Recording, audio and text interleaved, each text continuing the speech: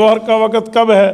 اس وقت ہے لدلوک الشمس، قرآن کہتا ہے اقیم الصلاۃ لدلوک الشمس، دل کے شمس کہتے ہیں سورج کے ڈھل جانے کو، یعنی سورج کا جس کو ہم زوال کہتے ہیں کہ اب زوال ختم ہوا ہے لہٰذا اب شروع ہو رہا ہے۔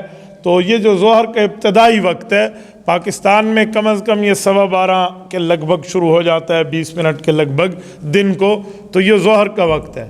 اور ظہر کا وقت کب تک رہتا ہے؟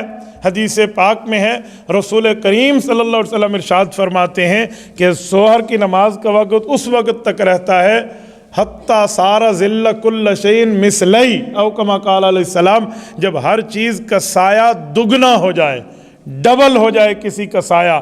کیا معنی؟ میرے دوستو ذرا توجہ رکھنا، میں آپ کی خدمت میں بات سمجھا رہا ہوں۔ یہ دیکھیں، یہ مائک ہے، اگر اس مائک کو ہم یوں ٹھہرا دیں اور پھر اس کا سایہ دیکھیں کتنا ہے، توجہ رکھنا، اس کا سایہ کتنا ہے، ہم اس پہ انگلی رکھیں اور پھر اس کو وہاں لے جائیں، اگر اس کے ایک کے برابر سایہ ہے تو اسے کہتے ہیں مثلن، یعنی اس کے ایک کے بقدر جتنا اس کا جسہ ہے اتنا ہی سایہ ہے، برابر ہے، تو یہ ایک مثل ہے۔ اور اگر یہ ڈبل ہو جائے اسے مثلین کہتے ہیں۔ حضور پاک علیہ السلام نے فرمایا جب ہر چیز کا سایہ ڈبل ہو جائے تو اس وقت آپ کی ظہر کی نماز کا وقت ختم ہو جائے گا، عصر کی نماز کا وقت شروع ہو جائے گا۔ تو اس کو بڑے آسانی سے بندہ سمجھ بھی سکتا ہے۔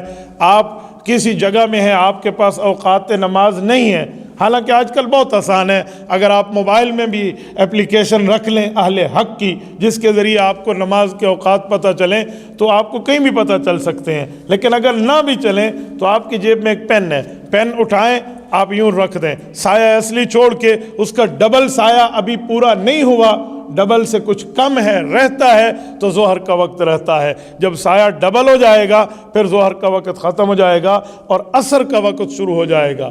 عصر کب تک ہے؟ الی غروب الشمس، اقم الصلاۃ لدلوک الشمس الی غسق اللیل وقرآن الفجر ان قرآن الفجر کان مشہودا۔ یہ قرآن کریم نے اس کے اوقات کی طرف اشارہ فرمایا کہ آپ نے اس وقت تک عصر کی نماز کے وقت کو ادا وقت سمجھنا ہے جب تک غروب شمس نہ ہونا شروع ہو جائے۔ ہاں، اس کو زیادہ لیٹ نہیں کرنا چاہیے۔ حدیث پاک میں ہے کہ وہ تو منافق کی نماز ہوگی کہ اگر تم بالکل غروب کے قریب جا کر پڑھو اور اس وقت 4 ٹکریں مارو جیسے مرغ، یہ حدیث پاک میں مثال ہے کہ مرغ کی طرح ٹھونگے مار کے آپ اٹھ جاؤ، اتنا زیادہ نہیں کرنا چاہیے، اس سے پہلے پہلے بندہ پڑھ لے تو یہ بہت اچھا ہے۔ یہ عصر کی نماز کا وقت ہے سورج کی غروب سے پہلے پہلے۔ لیکن کبھی کوئی مجبوری ہے، ایک آدمی سفر میں ہے یا پانی وضو کا نہیں مل رہا یا کوئی اور عذر ہے اور اس بندے کا وقت لیٹ ہوتا گیا حتیٰ کہ اس کو اس وقت نماز کا وقت ملا جب اس نے اللہ اکبر کر کے نماز شروع کر دی، پھر سورج غروب ہوا، اب یہ نماز پوری کر لے، اس کی اس دن کی عصر ادا ہو گئی ہے۔